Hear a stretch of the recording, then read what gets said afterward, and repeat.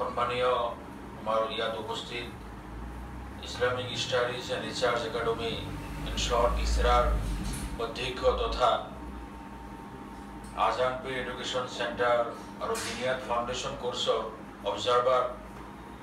তথা অসম কমি মাদ্রাসার সম্পাদক রাইটার মৌলানা নুরুল আমিন কাসিমি সাহেব, আমার ইয়াত উপস্থিত আজান পীর এডুকেশন সেন্টারের কার্যকরী সদস্যবৃন্দ, আমার দিনিয়াদ ফাউন্ডেশন কোর্সর শিক্ষকবৃন্দ, আমার দিনিয়াদ ফাউন্ডেশন কোর্সর ছাত্রসকল, শিক্ষাৰ্থীৰ অভিভাৱকসকল আৰু আমাৰ দিনী শিক্ষাৰ শুভাকাংক্ষী অতি শ্ৰদ্ধাৰ বন্ধুসকল, আজি আমি প্ৰায় দিনিয়াদ ফাউন্ডেশন কোৰ্স ওপেনিং আৰম্ভ কৰাৰ পিছত আজি আমাৰ প্ৰায় দুমাহত ভৰি দিছে। ইতিমধ্যে প্ৰায় কুৰাণ লাৰ্ণিঙৰ 13টামান ক্লাছ, দিনিয়াতৰ ইছলামিক এডুকেশ্যনৰ 12টামান ক্লাছ ইতিমধ্যে পাৰ হৈছে। শিক্ষাৰ্থীসকল আলহামদুলিল্লাহ আখৰবোৰ চিনি পাইছে আৰু হয়তো 15 দিন পিছতেই কুৰাণ ৰিডিং ইনশাআল্লাহ আৰম্ভ কৰিব। আমাৰ যিটো সুন্দৰবন চেণ্টাৰ চলি আছে তাৰ মাজতে আজি আমি আল্লাহ তাবাৰক তাআলাৰ ফজল কৰমত আৰু আমাৰ শুভাকাংক্ষীসকলৰ সহযোগত আজি আমাৰ হাতীগাঁও কেন্দ্ৰ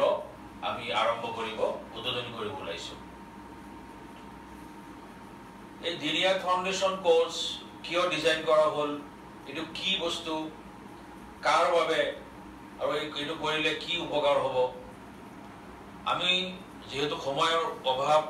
আমি অলপ দেৰিকৈ আৰম্ভ কৰিছোঁ। 10টা বজাত আৰম্ভ কৰাৰ কথা আছিল, আমি 11টা বজাৰ পৰা আৰম্ভ কৰিছোঁ। আমি 12টালৈকে হয়তো প্ৰগ্ৰাম শেষ কৰিব লাগিব, জোহৰৰ নামাজৰ কথা আছে। গতিকে মই অতি চমুকৈ ক'ব বিচাৰিম যে আজিৰ দিনত পৃথিৱীৰ ভিতৰত আটাইতকৈ মূল্যৱান কোনো সম্পদ যদি আছে, পৃথিৱীৰ ভিতৰত আটাইতকৈ মূল্যৱান সম্পদ হ'ল নিজৰ ইমান আৰু নিজৰ সন্তান। নিজৰ ইমান আৰু নিজৰ সন্তান। আমি ভেৰি শ্বৰ্টলি আমি ক'বলৈ গ'লে এই কোৰ্সৰ এইটোৱে উদ্দেশ্য। আমি নিজৰ ইমান কেনেকৈ সুৰক্ষিত হিফাজত আমি ৰাখিব পাৰোঁ, আমি বিভিন্ন ফিতনাৰ পৰা, বিভিন্ন ওয়াসওয়াসাৰ পৰা, বিভিন্ন খুৰাফাতৰ পৰা, আজিৰ দিনত যি ইৰ্তিদাদ, যি নাস্তিকতা, বিভিন্ন ধৰণৰ যি চৌদিশে ফিতনাৰ যি ধুমুহা চলিছে, এই ফিতনাৰ ধুমুহাৰ পৰা আমি নিজকে ইমান, প্ৰত্যেকজন ব্যক্তিয়ে নিজৰ ইমান কেনেকৈ আমি সুৰক্ষিত কৰি ৰাখিব পাৰোঁ আৰু লগতে নিজৰ সন্তানৰ ভৱিষ্যত আমি কেনেকৈ সুৰক্ষিত কৰি ৰাখিব পাৰোঁ, তাৰেই মানে লক্ষ্য আৰু উদ্দেশ্যৰে আমাৰ দিনিয়াদ ফাউন্ডেশন কোর্স স্টার্ট করা হয়েছে, আরম্ভ করা হয়েছে। এই কোর্সত প্রথমে আপনার সিলেবাস হিসাবে প্রথমে দিয়া হয়েছে কোরআন লার্নিং উইথ তজবিদ, শুদ্ধভাবে কোরআন পাঠ শিকোৱা, আৰু তাৰ পিছত যদিও কোৰআনৰ অৰ্থ কোৰআন তৰ্জমা শিকোৱা নহব, কিন্তু তাৰ পিছৰ যিকেইটা সিলেবাস আছে সেইকেইটাৰ উদ্দেশ্য হ'ল কোৰআন মতে যাতে আমি জীৱন যাপন আমাৰ ল'ৰা ছোৱালী আমি কৰিব পাৰোঁ। অৰ্থাৎ সেকেন্ড বিষয়টো হ'ল, সাবজেক্টটো হ'ল Islamic education, Islamic studies. Third এডুকেশনটো এই সিলেবাসটো হ'ল, বিষয় সাবজেক্টটো হ'ল আদৰ্শ জীৱন গঠন। তাৰপিছত নেক্সট সাবজেক্টটো হ'ল আপোনাৰ সময় উপযোগী বা সময়ে যিটো মানে ট্ৰেন্ডিং চলি থাকে বিভিন্ন ধৰণৰ টপিক, এই বিষয়ে স্টাডি। তাৰপিছত স্কিল ডেভেলপমেন্ট, ব্যক্তিত্বৰ বিকাশ সাধন আদি সামৰি এই পাঠ্যক্ৰম, এই সিলেবাস ডিজাইন কৰা হৈছে। আজি দেখা যায় যে আমাৰ গাৰ্জেনসকল, আমাৰ অভিভাৱকসকল আমাৰ আৰ্থিকভাৱে বহুত উন্নত, শৈক্ষিকভাৱে বহুত উন্নত। আপোনাৰ ভাল ডিগ্ৰীধাৰী ইউনিভাৰ্চিটিৰ হোক, ডক্টৰ হোক, তাৰপিছত আপোনাৰ বিভিন্ন অফিচাৰসকল হোক, বিভিন্ন ডাঙৰ ডাঙৰ বিজনেছমেন ব্যৱসায়ীসকল হোক, সকলোৰে প্ৰায় ভাগত গৈ এটা কমপ্লেইন কৰা দেখা যায় যে আমাৰ ল'ৰা ছোৱালী আমাৰ কথা নুশুনে, মোৰ ছোৱালীয়ে মোৰ কথা নুশুনে, মোৰ ল'ৰাই মোৰ কথা নুশুনে, মোৰ কণ্ট্ৰলৰ বাহিৰত ওলাই গ'ল, কোনো মানে এই বেয়া অভ্যাস সেইটো বেয়া অভ্যাস, 24 ঘণ্টা মোবাইলত লাগি থাকে, বিভিন্ন ধৰণৰ মানে বদ অভ্যাস, বিভিন্ন ধৰণৰ কুসংস্কাৰত মানে দেখা যায় এই বিভিন্ন ধৰণৰ গাৰ্জেনসকলৰ এই কমপ্লেইন। আমি বিচাৰো, আমি কওঁ যে যদি ল'ৰা ছোৱালী সন্তানক যদি আমি উপযুক্ত শিক্ষাৰ লগতে আমি যদি উপযুক্ত দিনী শিক্ষা প্ৰদান কৰোঁ, তেতিয়াহে এই বিভিন্ন ধৰণৰ বেমাৰৰ পৰা, বিভিন্ন ধৰণৰ কু অভ্যাস, কুস্বভাৱ, কুচৰিত্ৰৰ পৰা মানে বাচি থাকিব পাৰিব। আৰু একমাত্ৰ এইটোৱেই উপায়, ইয়াৰ বাহিৰে কোনো উপায় নাই। আমি যদি বিচাৰো আমাৰ ল'ৰা ছোৱালী আমাৰ হাতত থাকক, আমাৰ কণ্ট্ৰলত থাকক, তেতিয়াহ'লে আমাৰ ল'ৰা ছোৱালীক আমি এই শিক্ষা দিবই লাগিব, ইয়াৰ বাহিৰে আৰু কোনো উপায় নাই। নহ'লে এটা সময়ত এই যে বিভিন্ন কেম্প আছে, আজিৰ দিনত ৰিহেব কেম্প আছে, ড্ৰাগছৰ কাৰণে, মদৰ কাৰণে বা বিভিন্ন কুঅভ্যাস এৰাবলৈ বিভিন্ন ধৰণৰ ৰিহেব চেণ্টাৰত গৈ এডমিশ্যন কৰিব লাগিব, নহ'লে তাৰ বাহিৰে আৰু কোনো ৰাস্তা নাথাকিব। গতিকে সময় থাকোঁতে আমি যদি কাৰ্যসূচীত পদক্ষেপ গ্ৰহণ কৰোঁ, পদক্ষেপ লওঁ, তেতিয়াহ'লে আজিৰ দিনত আমি সাৱধান হোৱা উচিত, সচেতন হোৱা আৰু সজাগ হোৱা উচিত। আৰু যেনেকেই নহওক, আমাৰ বিভিন্ন মছজিদত চুবাহী মক্তব চলি থাকে। প্ৰথম কথা ইয়াতে কথা, চুবাহী মক্তববোৰ অলপ উন্নত কৰিব লাগে, কাৰণ তাত ছাত্ৰ ছাত্ৰী বহুত বেছি থাকে। গতিকে আমি এই কোৰ্চটো আমি ডিজাইন কৰিছোঁ 4টা গ্ৰুপত। নম্বৰ 1 7 বছৰৰ পৰা 12 বা 13 বছৰলৈকে, নম্বৰ 2 13 বছৰৰ পৰা 18 বছৰলৈকে, নম্বৰ 3 19 বছৰৰ পৰা 25 বছৰলৈকে, আৰু নম্বৰ 4 25+। আৰু প্ৰত্যেকটো গ্ৰুপতে খালি ফাৰ্ষ্ট প্ৰগ্ৰামটো মানে ফাৰ্ষ্ট গ্ৰুপটো বাদ দি বাকী 3টা গ্ৰুপত গাৰ্লছ আৰু বয়জ, পুৰুষ আৰু মহিলা বেলেগ বেলেগকৈ সুকীয়াকৈ ব্যৱস্থা কৰা আছে। আৰু সুকীয়া কিছুমান ছাবজেক্টও সুকীয়াকৈ দিয়া এণ্ট্ৰি কৰা মানে সামৰি লোৱা হৈছে। গতিকে বয়স হিচাপে কিছুমান আলোচনা অলপ বেলেগ আলোচনা দিয়াৰ প্ৰয়োজন হয়। গতিকে সেইকাৰণে প্ৰগ্ৰামবোৰ অলপ বেলেগ বেলেগ কৰা হৈছে। গতিকে আৰু প্ৰত্যেক এটা গ্ৰুপত মাত্ৰ 10জন বা 15জন ষ্টুডেণ্টহে থাকিব পাৰে, তাতকৈ বেছি নহয়, যাতে শিক্ষকে প্ৰত্যেকজন ছাত্ৰ বা ছাত্ৰীক কম সময়ৰ ভিতৰত লেচন দি পঢ়াই আকৌ যাতে শুনিবও পাৰে, এটা চুৰা শিকাই আকৌ যাতে ৰিপিট শুনিব পাৰে, শিকাই যাতে শুনিব পাৰে। খালি যদি লেকচাৰ দি আমি শিকাই যদি টিচাৰ ক্লাছৰ পৰা গুচি যায়, ষ্টুডেণ্টে কিমানখিনি শিকে এইটো কোনেও গম নাপায়। গতিকে বিৰাট লিমিটেড ষ্টুডেণ্ট মানে গ্ৰুপত ষ্টুডেণ্ট ৰখা হৈছে, 10জনৰ পৰা মাত্ৰ 15জন। আৰু ইনশাআল্লাহ এই ক্লাছ শেডিউল ৰখা হৈছে আপোনাৰ সপ্তাহত 2 দিন। যিসকলে বহুত গাৰ্জেনসকলে কয় যে আমাৰতো বহুত মানে ষ্টুডেণ্ট বহুত বিজি, বিৰাট ব্যস্ত, টিউশ্যনৰ কাৰণে টাইম নাই, 3-4টা টিউশ্যন। আমি কম অ'কে, কোনো প্ৰব্লেম নাই, মাত্ৰ 2টা দিন ওলাই লওক, ছেটাৰডে আৰু ছানডে। ছেটাৰডে ছানডে মুঠতে আমাৰ উইকলি 4টা ক্লাছ হ'ব, 4টা ঘণ্টা পঢ়িব। 2 দিন কৰিলে 2 ঘণ্টাকৈ, ছেটাৰডে 2 আৱাৰ্ছ, ছানডে 2 আৱাৰ্ছ। আৰু যদি কোনোবা 4 দিন কৰিব পাৰে তে ডেইলি 1 আৱাৰ্ছ, 1 ঘণ্টা মাত্ৰ। 2 ঘণ্টা পুৰাণৰ আৰু 2 ঘণ্টা ইছলামিক এডুকেশ্যন, ইছলামিক ষ্টাডিজৰ। আৰু ইছলামিক ষ্টাডিজ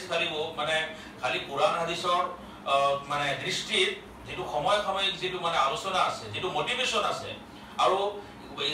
স্কুল কলেজত পঢ়ি থকা ষ্টুডেন্টৰ কাৰণে যিখিনি প্ৰয়োজন,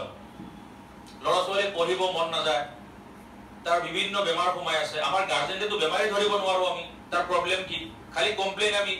ল'ৰাটো পঢ়িব নোৱাৰে, নপঢ়ে, ছোৱালীটো নপঢ়ে, ৰিজাল্ট বেয়া, আমি বেমাৰত নাযাওঁ। আৰু 90% 80% টিচাৰসকলে বেমাৰ ঘূৰি যাব নিবিচাৰে, যেটো কেছ ষ্টাডি নকৰে গৈ। গতিকে আমি ইয়াত চেষ্টা কৰিম, আমি মাহত হোক সপ্তাহ হোক একদম বিৰাট ওচৰৰ পৰা আমি কাউন্সেলিং কৰাৰো আমি চেষ্টা কৰিম, যে ছাত্ৰীজনী আমাৰ এই দিনিয়াত ফাউণ্ডেশ্যন যেটো কোৰ্চ এইটো লোৱাৰ লগতে সেই ছাত্ৰজন নিজৰ স্কুলীয়া বা কলেজীয়া যেটো ষ্টাডি আছে তাতো যাতে আগুৱাই যাব পাৰে। মূল উদ্দেশ্য হ'ল এটা চৰিত্ৰ গঠন কৰা। চৰিত্ৰ গঠন কৰিবলৈ হ'লে এই বিভিন্ন ধৰণৰ অভ্যাস, বিভিন্ন দিনৰ মানে বদ অভ্যাস আছে, কু অভ্যাস আছে, সেইবোৰ এৰাব লাগিব। আৰু সেইবোৰ মোটিভেশ্যন, সেইবোৰৰ ব্যৱস্থা আমি ইনশাআল্লাহ ইয়াৰ পৰা আমি কৰিব পাৰিম আৰু কৰিম বুলি আমি আশাবাদী। আমি ষ্টুডেণ্টৰ কাৰণে এটা ডায়েৰী আমি দিম, ডায়েৰী মেইনটেইন কৰিবলৈ আমি দিম। যি ডায়েৰীত আপোনাৰ নামাজৰ পৰা আৰম্ভ কৰি ডেইলি ছাত্ৰজন শিক্ষাৰ্থীয়ে ঘৰত কি কৰে 24 ঘণ্টা টোটেলি তাক এটো এন্ট্ৰি কৰা থাকিব হেডৰ ওপৰত আমি কোনো ধৰণৰ কোনো মানে পানিশমেন্ট বা শাসন আমি নকৰো জাস্ট খালি ৰেকৰ্ড থাকিব আমি খালি ডিসকাস এটা কৰিম ডেইলি যদি ছাত্ৰজনে চাব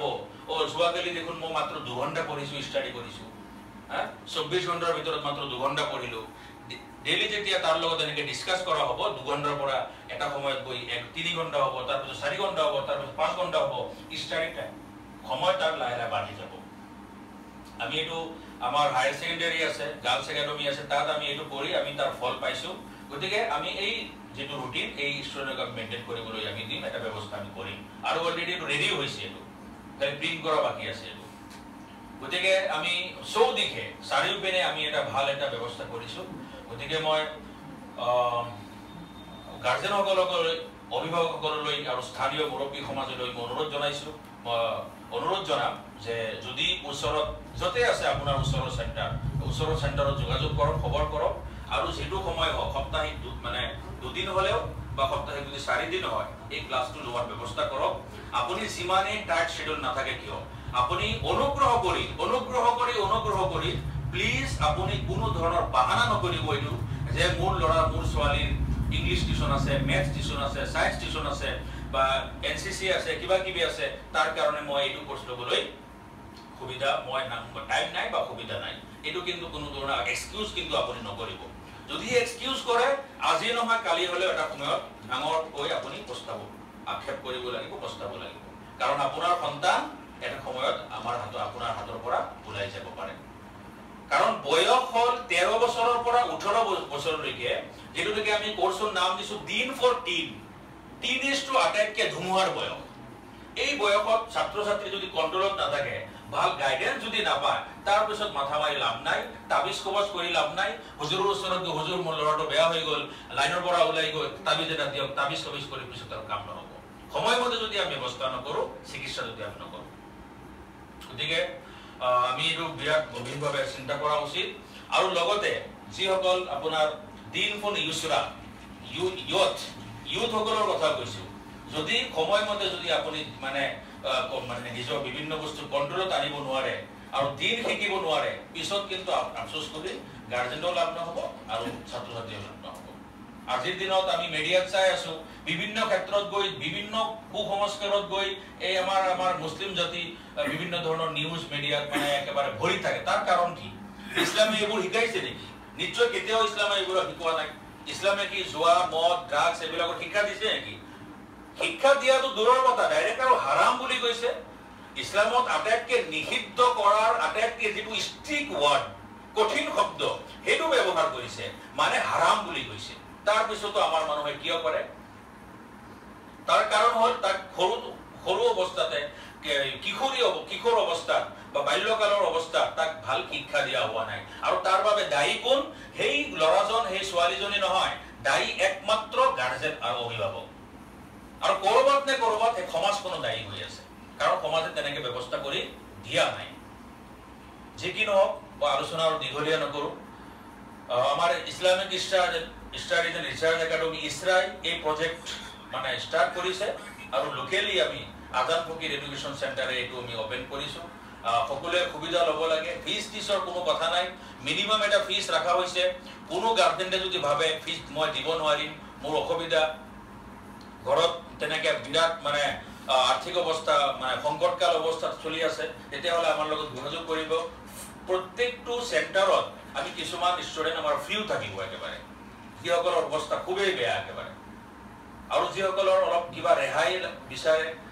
সিহঁতেও যোগাযোগ কৰিব মুঠতে আপোনাৰ ফিজৰ কাৰণে কোনো মাচুলৰ কাৰণে এই কোৰ্সটোৰ পৰা বিৰত থাকিব নালাগে সকলোৱে এই কোৰ্সটো আপোনালোকে গ্ৰহণ কৰক কোৰআন শিকক ইছলাম শিকক আপোনাৰ দিন মজবুত কৰক বিভিন্ন ফিতনাৰ পৰা সুৰক্ষিত থাকক এই হল আমাৰ উদ্দেশ্য আৰু এই হল মোৰ লাষ্ট কথা মই এইখিনি কৈ